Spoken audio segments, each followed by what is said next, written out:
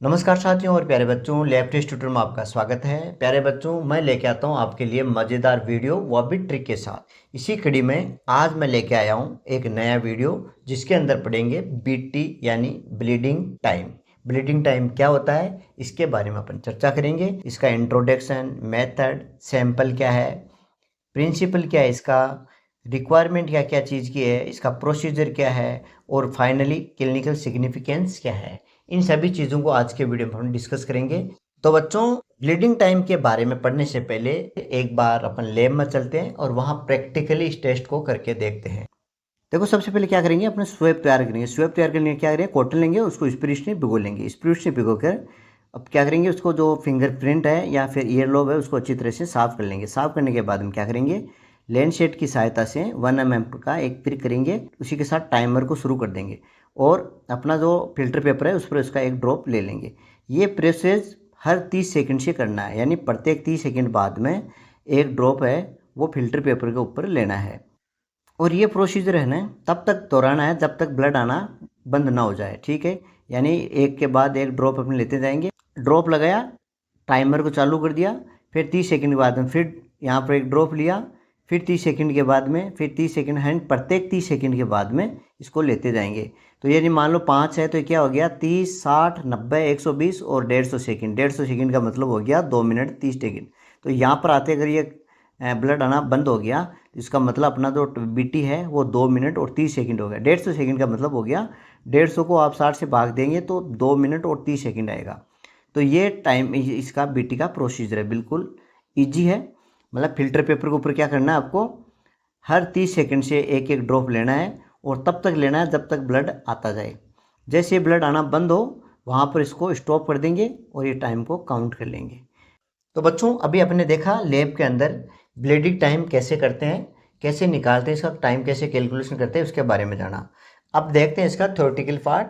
तो सबसे पहले देखो, तो बच्चों मैंने जितने भी वीडियो मैंने सब में बताया है कि हीमेटोलॉजी और क्लिनिकल पैथोलॉजी के जितने भी टेस्ट है उनको आप एक ट्रिक के माध्यम से पढ़ते हैं, आईपीएस, आरपीएस, ठीक है। ये छोटी सी ट्रिक लगाते हैं, ये आप लगाओ तो ठीक है, नहीं लगाओ तो ज़रूरी नहीं है। लेकिन इससे क्या है, आपको ये ध्यान में रहेगा कि आपको क्या क्या लिखना है इस टेस्ट के अंदर।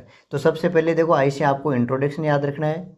इसके बाद में इसका प्रिंसिपल, सैंपल कैसा चाहिए आपको, किस टाइप का सैंपल है, इस टेस्ट को लगाने के लिए रिक्वायरमेंट क्या है और इसका प्रोसीजर, और फाइनली सिग्निफिकेंस। सिग्निफिकेंस का मतलब टाइमिंग बढ़ने से कौन कौन सी बीमारियां हो सकती है उनके बारे में थोड़ा सा अपन।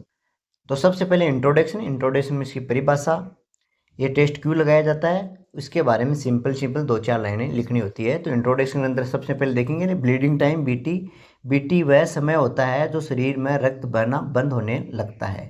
यानी बीटी क्या हो गया, अपने कहीं चोट लगी, ब्लड आ रहा है, खून निकल रहा है, वो लगने से लेके जब तक खून रुकता है, जितना टाइम लेता है खून रुकने को, उसको बोलते हैं हमने ब्लीडिंग टाइम। यानी आपकी चोट लगी, कुछ देर बाद में ब्लड आना रुक जाएगा। जो ये टाइम लगा उसको ब्लड रोकने में, क्लॉटिंग होने में, उस टाइम पीरियड को बोलते हैं ब्लीडिंग टाइम, ठीक। अब ये टेस्ट क्यों लगाते हैं, तो ये टेस्ट लगाते हैं एक तो वस्कुलर डिफेक्ट। वस्कुलर डिफेक्ट का मतलब हो गया जो ब्लड वेन्स है, आर्टरी और वेन यानी खून को लाने और ले जाने वाली जो वाहिनियाँ हैं, नलिकाएं हैं, उनमें कोई डिफेक्ट है उसको जानने के लिए। और प्लेटलेट डिसऑर्डर, जो ब्लड के अंदर एक सेल्स होती है प्लेटलेट, उसमें कोई डिसऑर्डर हो उसको जानने के लिए टेस्ट लगाया जाता है।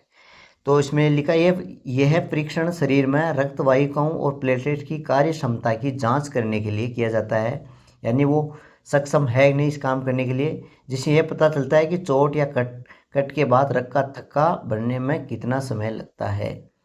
यानी इसकी वजह से वस्कुलर डिफेक्ट और प्लेटलेट की वजह से इसका टाइम बढ़ जाता है और इसी को चेक करने के लिए टेस्ट लगाया जाता है, ठीक है।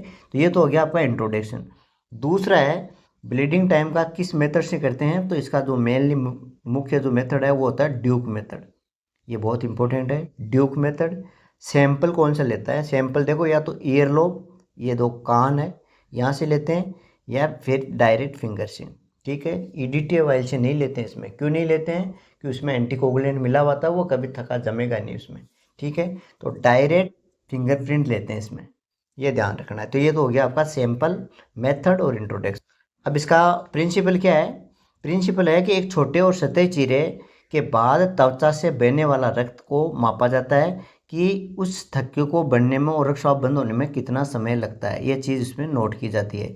इस विधि में ईयरलोब या फिंगर टिप पर एक छोटा सा चीरा लगाया जाता है और समय को तब तक रिकॉर्ड किया जाता है जब तक रक्तस्राव बंद न हो जाए। यानी एक चीरा लगाया जाता है और उसमें यह नोट किया जाता है कि ब्लड आना बंद कब होता है, कितनी देर तक ब्लड आता रहता है, उस टाइम को नोट किया जाता है। और ये परीक्षण प्लेटलेट्स की कार्य क्षमता और वाहिकाओं की अखंडता के मूल्यांकन में सहायक होती है। यानी वस्कुलर जो डिफेक्ट होता है, वस्कुलर ब्लड सिस्टम है अपना, वेन्स और आर्टरी, उनको चेक करते हैं और प्लेटलेट के बारे में जानकारी देते हैं। तो अब देखो रिक्वायरमेंट में आप क्या लिखोगे, कॉटन और कॉटन स्वाब बोल सकते हो। कॉटन स्वाब बनाते हैं, कैसे बनाते हैं? कॉटन लेते हैं और उसको स्प्रिट में भिगो लेते हैं। तो ये तो हो गया आपका स्प्रिट, उसको कॉटन से इसको भिगो लेते हैं। दूसरा है लेंसेट, ये प्रिक करने के लिए चाहिए। तीसरा है फिल्टर पेपर, जिसको ऊपर अपन ब्लड की ड्रॉप्स लगाते हैं। चौथा है स्टॉप वॉच, इससे अपन टाइम नोट करते हैं। तो ये रिक्वायरमेंट होगी। अब है प्रोसीजर, बहुत सिंपल है, ज़्यादा दिक्कत वाली बात नहीं है। इंग्लिश में लिखा है और आपको हिंदी में समझना है तो हिंदी में भी वो की वही लाइन दे रखी है, ठीक है। तो आप दोनों में से कोई भी देख सकते हो। कान की लोब या उंगली के ऊपर स्प्रिट वाले कॉटन को साफ करेंगे। यानी आप स्प्रिट से जो आपने स्वेब बनाया उसको क्या है, कान या कान की लोब से लेते हो तब तो वो ठीक है, या अंगुली से लेते हो तो उसको स्प्रिट जो स्वेब बनाया स्प्रिट से, उससे उसको अच्छी तरह से साफ करना है। सूखने देंगे, उसको सुखानेंगे, मतलब कुछ सेकंड लगेंगे, वो सूख जाएगा। उसके बाद में लेंसेट का उपयोग करके कान की लोब या उंगली पर लगभग 1 mm की गहराई का छोटा सा चीरा लगाएंगे। यानी इसको प्रिक कर देंगे। प्रिक करने के बाद में क्या होगा, उसी टाइम अपने स्टॉप वॉच को चालू कर देंगे। यानी स्टॉप वॉच है, अपने पास घड़ी है या मोबाइल है, उसमें टाइम रिकॉर्ड करेंगे। सुनिश्चित करें कि रक्त बिना कान की लोब या उंगली को दबाए ही बहता रहे, स्वतः बहता रहे, उसको ज़बरदस्ती दबा के नहीं निकालना। अगला स्टेप है 30 सेकंड के बाद रक्त की एक बूंद को फिल्टर पेपर के एक कोने पर इकट्ठा करें। यानी प्रत्येक 30-30 सेकंड से एक फिल्टर पेपर पर कंटिन्यू लेते रहना है, ठीक है। और ये दोहराता है, कब तक दोहराना है? जब तक ब्लड रुकता नहीं है, ठीक है। तो जब रक्तस्राव बंद हो जाए तो स्टॉप वॉच को बंद करें और समय नोट करें। ये छोटी सी चीज़ें इसमें आपको अंदर लिखनी है। ये कि ये सेम की सेम चीज़ें इंग्लिश में लिखी हुई है, ठीक है, कोई दिक्कत नहीं है। देखो रिपीट कर लेते हैं इसको। देखो क्या करना है, फिल्टर पेपर आता है इस तरह से। अब क्या करना है आपको, जैसे आपने प्रिक किया, ब्लड आया, उसको यहाँ पर लगा दिया। ये लगाने के बाद में 30 सेकंड बाद में यहाँ लगाएंगे, फिर अगली 30 सेकंड बाद में यहाँ लगाएंगे, अगली 30 सेकंड के बाद में यहाँ लगाएंगे, और लास्ट में आते आते इस तरह से बिल्कुल हल्का हल्का होता जाएगा और बिल्कुल बंद हो जाएगा। जहाँ ये रुकेगा यहाँ पर इसका टाइम नोट कर लिए जाएंगे। यानी ये 30 सेकंड है, यहाँ पर 60 हो गई, यहाँ पर 90 हो गई, 120, ठीक है, और 30 जोड़ेंगे तो 150 सेकंड। तो मतलब यहाँ पर आई और 150 मान 30 जोड़ेंगे, तो इस तरह से आप जोड़ते जाएंगे। तो आपके पास जहाँ रुकेगा उसमें मिनट में चेंज करके 60 का भाग देके, या आप डायरेक्ट सेकंडों में लिख सकते हो, जैसे आपकी इच्छा।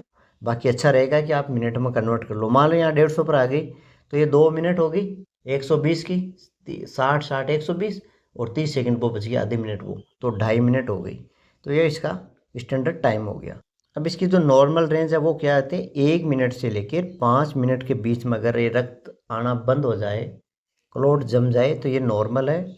और यहाँ से अगर बढ़ती है तो ये फिर कुछ न कुछ डिफेक्ट है इसमें, ठीक है, ये इसमें नोट किया जाए। अब क्लिनिकल सिग्निफिकेंस ये क्या करता है, देखो अपन क्या वस्कुलर डिफेक्ट के बारे में बताता है और प्लेटलेट डिसऑर्डर के बारे में बताता है, ठीक है।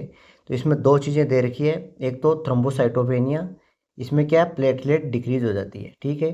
दूसरा है वॉन विल्बर्ट डिजीज, इसमें क्या होता है, प्लेटलेट नॉर्मल रहती है, ये वस्कुलर डिफेक्ट की वजह से क्लॉट नहीं हो पाता है। तो ये 2 डिजीज है, ये याद रखना है।